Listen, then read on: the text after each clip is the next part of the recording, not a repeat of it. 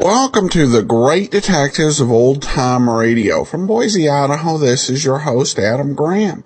If you have a comment, email it to us, box13@greatdetectives.net.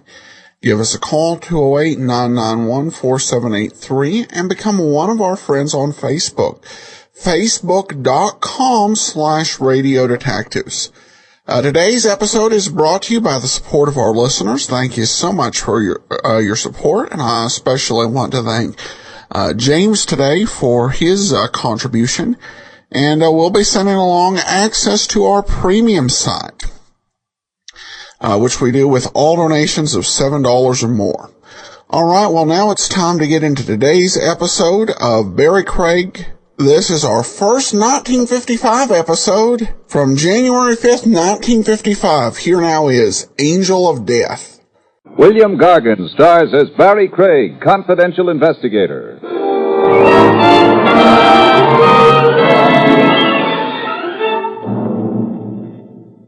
It's okay to cut a competitor down a few notches, but never cut him 6 feet lower than the soles of his feet.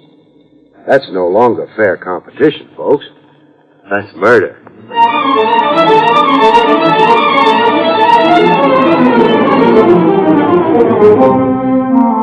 The National Broadcasting Company presents William Gargan in another transcribed drama of mystery and adventure with America's #1 detective, Barrie Craig, confidential investigator.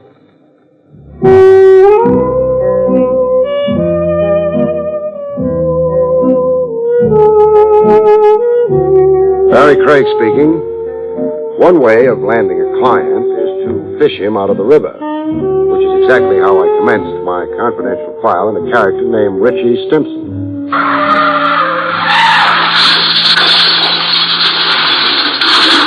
I jumped with my shoes on. I found Stimson's hat before I found Stimson. Nobody rescues a hat, so I didn't. When Stimson finally bobbed into reach, he promptly stuck one thumb in my eye and the remaining one in my jugular vein.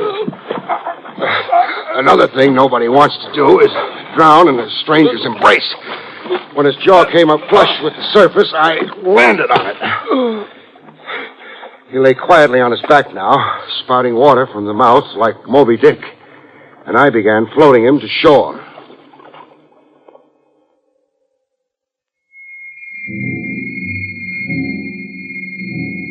On shore, the closest shelter we could find was a junk dealer's basement store. I stuck Moby Dick right up against the stove so he could dry out. Stand there till the icicles melt, Buster. Then I got my shoes off. Oh, squish. I'd been really walking in canal boats.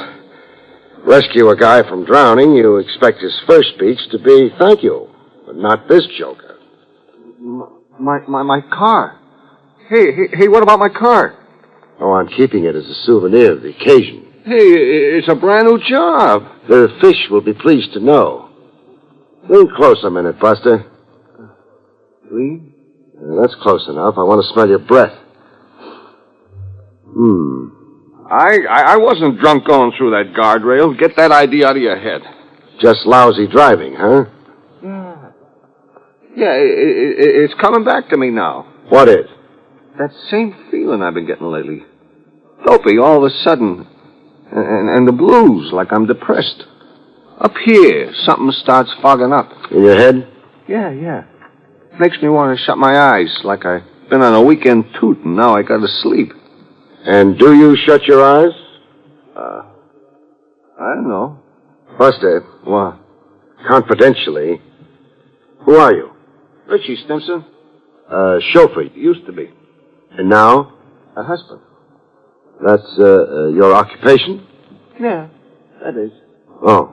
Who are you? Barrie Craig. I'm a detective. Well, you know. And, where can I bill you? bill me for what? A suit of clothes, look. Oh, yeah, it's torn. Hey, you sure it wasn't torn before? Now, that's what I call gratitude.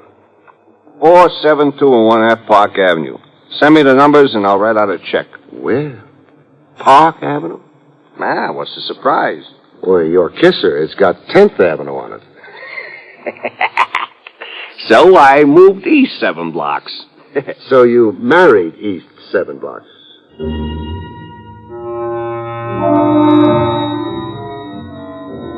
I mailed Stimpson my bill for a suit of clothes and a new pair of shoes. And surprise of surprises, I got a prompt reply in the return mail. Addressee's name on it, Stimpson, with the Park Avenue address. Well, there was a check in it, but not exactly for $100 I had politely requested. The check had an extra zero on it, $1,000. Check signed, Natalie Stimpson. I read the short note that came with it. Dear Mr. Craig, a small token of my gratitude for the wonderful thing you did for my husband. Signed, Mrs. Natalie Stimpson. And there was a postscript. I would very much like to meet you at your convenience. $1,000 was the most elegant persuasion I knew.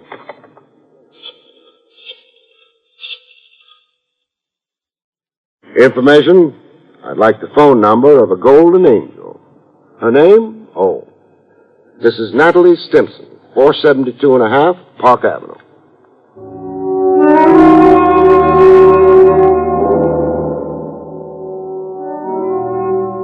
We met at a rendezvous at the lady's insistence, not mine. An out-of-the-way private for members only joint called the Club Socrates, where people dined lying down on couches like the old Roman nobility. The mate of the hotel wore a toga, and the slant-eyed waitresses were all made up to resemble Cleopatra. Natalie tried to clear up my confusion. It's a revival of old Roman dining habits, Barry. It's the newest fad. Imagine. It restores eating to what it should be. And what's that? Well, life's most gratifying experience. A sheerly exotic... Enough said. So, kick your shoes off, lie back on the couch, and luxuriate. Really enjoy it, Barry. So tell me, Tell you? why we're wallowing here. Oh, I want to talk to you about Richie. Oh, your ex-chauffeur and present husband. It's his unaccountable depressions. You worry over them. Richie's told you about them? You sound surprised. Well, I am, for Richie to confide so quickly. Well, I'm a guy people right away confide in. He says he gets, quote, dopey all of a sudden. Gets the blues. Becomes, depressed. And then up here in the beans, something starts fogging up, unquote. His reflexes go awry. He loses sense and coordination. I've seen it happen time and again. Well, give me an example. What? Well, in entering my dad's brokerage office some weeks ago, Richie burst through the door but continued going across the room. He didn't stop at Dad's desk. And where did he continue on to? Right through the window. How far did he fall? 2 stories. The miracle was he landed on a terrace on the 26th story. Otherwise, 28 floors to the sidewalk. Otherwise, a horrible death. What do you make of it? Well, I could go medical and call it an unconscious suicide wish, but I won't say it. Then what do you say? I say hand Richie over to a doctor. But he's been to doctors. Doctors in the plural? 6 doctors this year. What did the last chap say? That Richie's a normal neurotic. Yet he's accident-prone. Accident-prone. Those are exactly the words the other fellow, the lay analyst, used. So keep him under glass. Don't let him roam around. Now, is that practical advice? Maybe not. Now, besides sympathy, what do you want of me? I want you to be Richie's man friend. Come again? You see, I've got my own theory about Richie. That being? That he's a cat in a strange alley. He needs someone around he can feel at home with, someone who talks his language. Same being a slob like me, huh? I'll pay $1,000 a week. For me to chum around with Richie? Room with him, play gin rummy with him, go off to burlesque shows, all the things Richie used to enjoy doing. And for how long am I Damon to his Pythias? 1 month. 1 month for $4,000. Sold. And you'll do it? For $4,000, I'd swim underwater to Siam.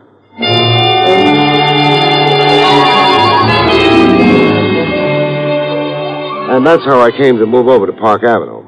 But not without protests from my newfound buddy. Get your hat and scram out of here.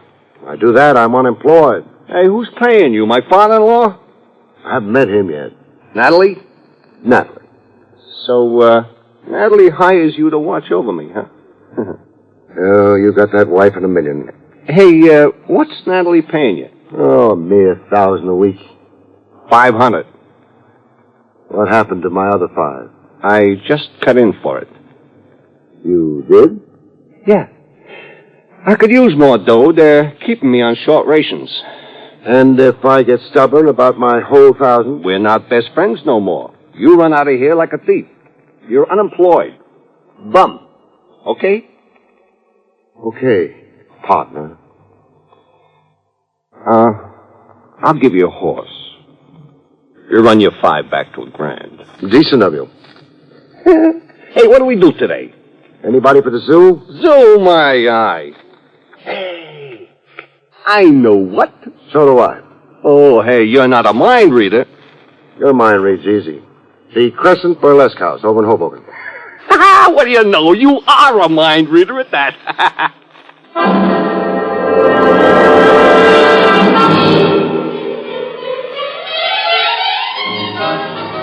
That was the chauffeur turned blue blood in one of his optimistic moods.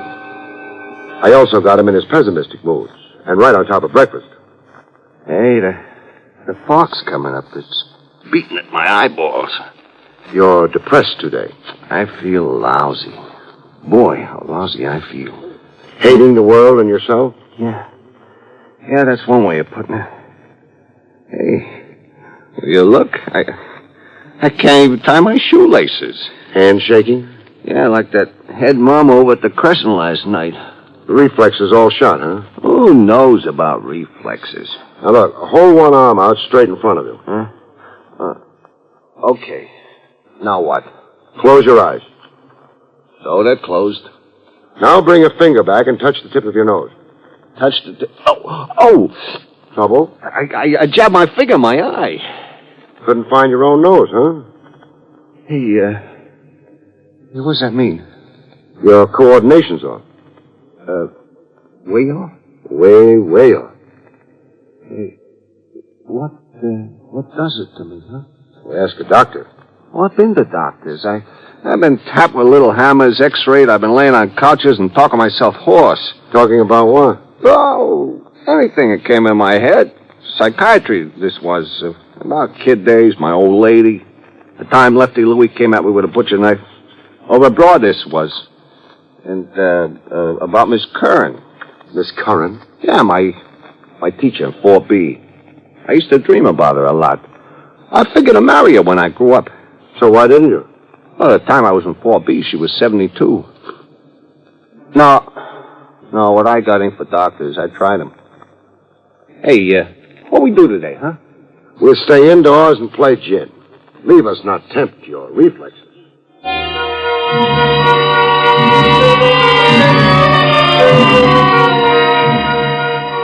Richie had been to doctors, but I hadn't. So I tried one, an old friend. He'd room with my aunt once while serving his internship. Dr. Dinglespieler. A nice little guy who kept his beard buttoned in his vest. You say he has been to doctors? 6. He's run the gamut, from cardiography to psychoanalysis. Well, it is very strange that there was no recommended therapy. The symptomology seems to be clear. Meaning? The disorientation, the damage to the nervous system. Talk to me in English, not Greek. Either the man has a detectable nervous disorder or he is in a psychosis. As simple as that. I mean, medically speaking. A good physician should see what bothers Richie Stimpson by eye. A head doctor could do it by ear. Yeah, that's right. Absolutely apple pie for a doctor to diagnose. Now look, apple pie is for the cook and the kitchen. Okay, then say easy to diagnose. There is perhaps one simple conclusion to come to. Speaking for the doctors, I mean. And that is? That your friend had none of these symptoms you have described at precisely those times when the doctors examined him. Had none of the symptoms at the time of examination. Yeah. I'll need time to figure that one out, Doc. Now, tell me, which branch of medicine is more apt to be mistaken? The nerve specialist can be sure. Meaning the head doctor has a bigger margin of error. Well, psychic sickness is a more experimental medicine. It is, shall we say, in a stage of development. And Richie Stimson is in a stage of disintegration. Well, thanks for your time, Doc. If I said I wasn't twice as confused as when I came in, I'd be lying. Well, so long.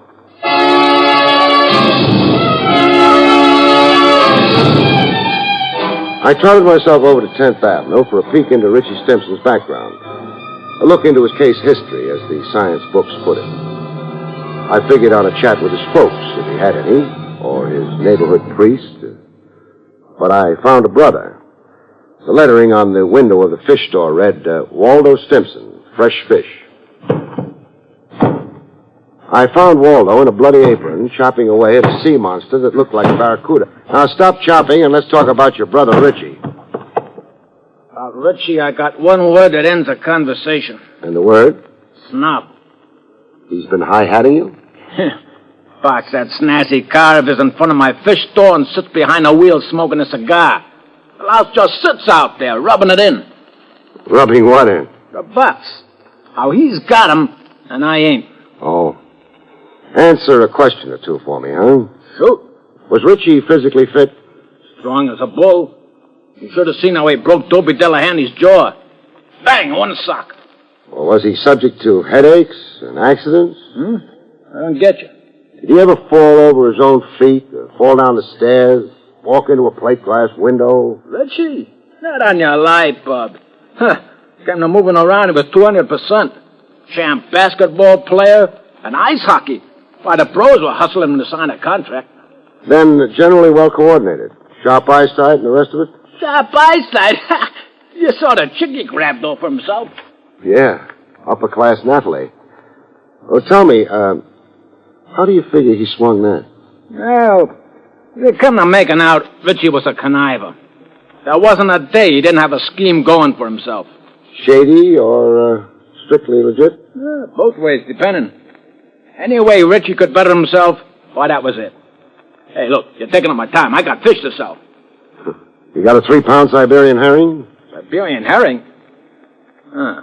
What do you know? I'm fresh out of them.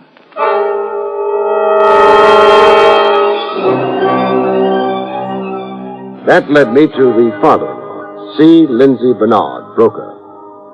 I wanted to know how come the uppercase Bernard had sanctioned his daughter's marriage to the family chauffeur. I found Bernard, Sr., behind a mahogany desk the size of a tennis court. The cigar in his mouth almost reached out into the hall to the elevator. Yes, your question, Craig, has definite point. But not with me. Well, why not? There's no snobbery in the veins of C. Lindsay Bernard. Not a drop of it, sir. We're a tribe of great commoners. Why, my father cleaned sewers, and his father sold pots and pans along the great American highway. Then you approved of Richie Stimson? Oh, heartily, sir. You might say I cheered him up that middle aisle to the marriage altar. I favored Richie over Byron Follinsby. Yes, sir, a red-blooded young man like Richie. Why, I abetted his cause with Natalie. I am against the rich inbreeding with the rich. Very bad for progeny. Transmits white blood cells. Offsprings are anemic. Cut. My ears are bent. While we're on this high-level talk, a quotation comes to my head. Something we used to recite in school, Mr. Bernard, from Shakespeare. Oh, always a pleasure to hear Shakespeare quoted. The quotations, huh? Methinks you plead too hard. Is that a sneer at my veracity? It could be. Why, you foul-mouthed, low-born peasant. And a minute ago, you were the guy advertising himself as the great commoner.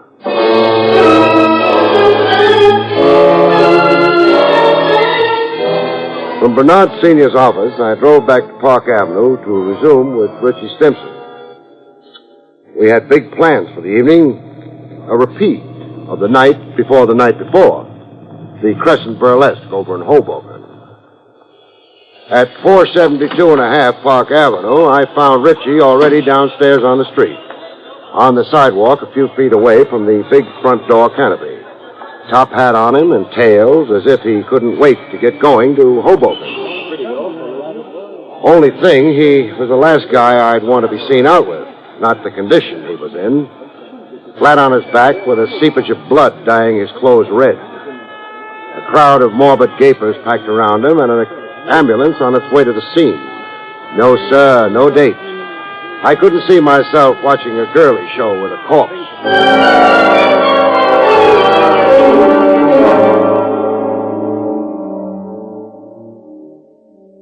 One byproduct of death you can be absolutely sure of is a widow's tears. Richie. Oh. And Natalie sure wept.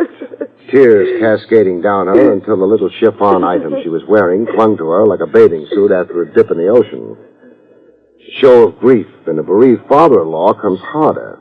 Either it's unmanly to cry, or C. Lindsay Bernard was a Phi Beta Kappa in the art of self-control. The only thing that occurred to him to do was abuse me. Richie died because of your negligence, Craig. Your default of duty. You weren't hired to gad about making ridiculous inquiries. You had explicit duties. You were paid to stay with Richie. Never let him out of your sight. The guy is slated to walk off an outside terrace 18 stories up. Comes a time when he does it. There's only one chap really watching him 24 hours a day. One chap? The angel of death.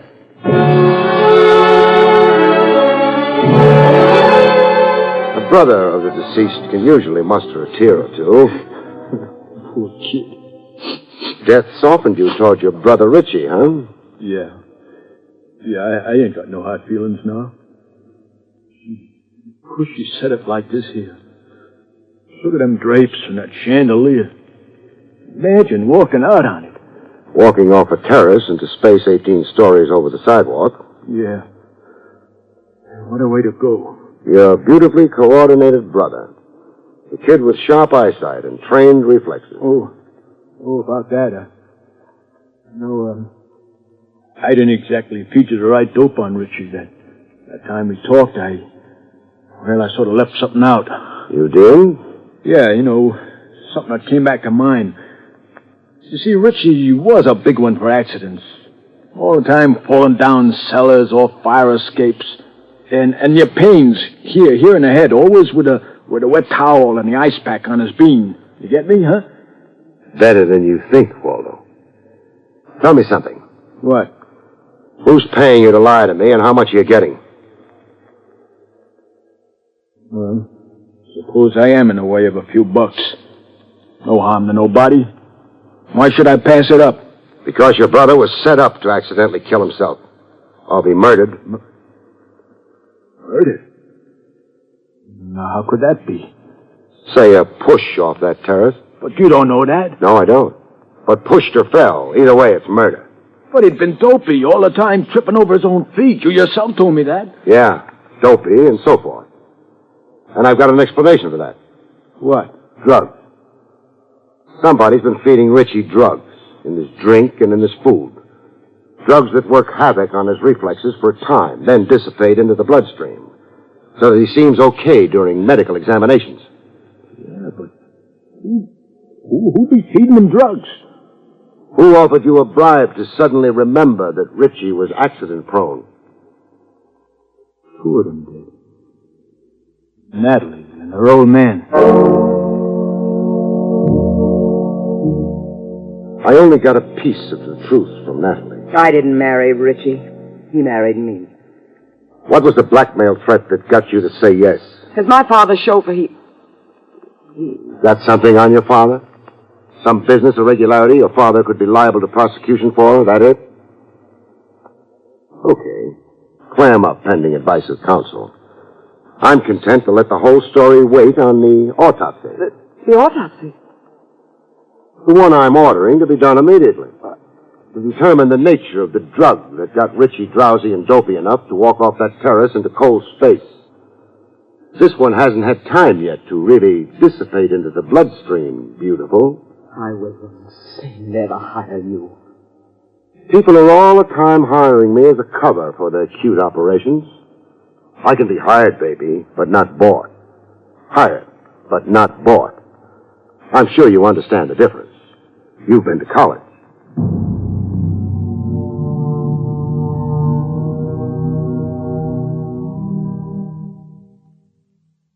You have been listening to William Gargan in another exciting transcribed mystery drama from the adventures of Barrie Craig, confidential investigator. Tonight's story, Angel of Death, was written by John Robert. Next week, it's the strange story of the man who died by himself, about which Barrie Craig has this to say. We call next week's story The Man Who Died by Himself.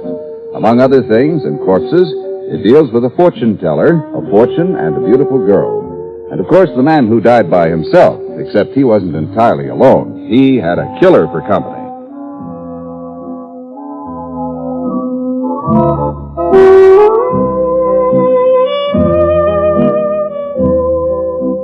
The National Broadcasting Company has just brought you an NBC Radio Network production with William Gargan starring as Barrie Craig, confidential investigator.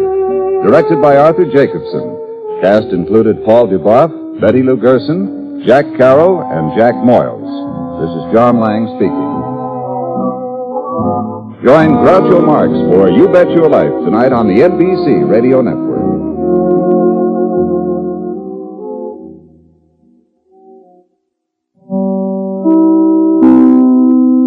Welcome back. Well, today's show kind of reminded me of this month's Barrie Craig Extra, but for those of you with the app site or the premium site, we'll be saving that for next week. But this was, I think, a well-told story. I don't think the blackmail, angle was unpredictable. But still it was a good way kind of sorting out and getting to the truth, though not soon enough to save the victim's life. Though I think even if Barrie had discovered the truth while the guy was alive or had evidence of it, because I think no doubt he had some suspicions, I don't think the guy would have gone along with it. He had to suspect there was something going on with his nerves and everything failing, that someone was out to get him. And he was greedy, and I think he would probably just have kept on trying to exploit and milk the situation regardless of the risk. But that's probably more speculation than anything else on my part. All right, well, we do turn to listener comments and feedback.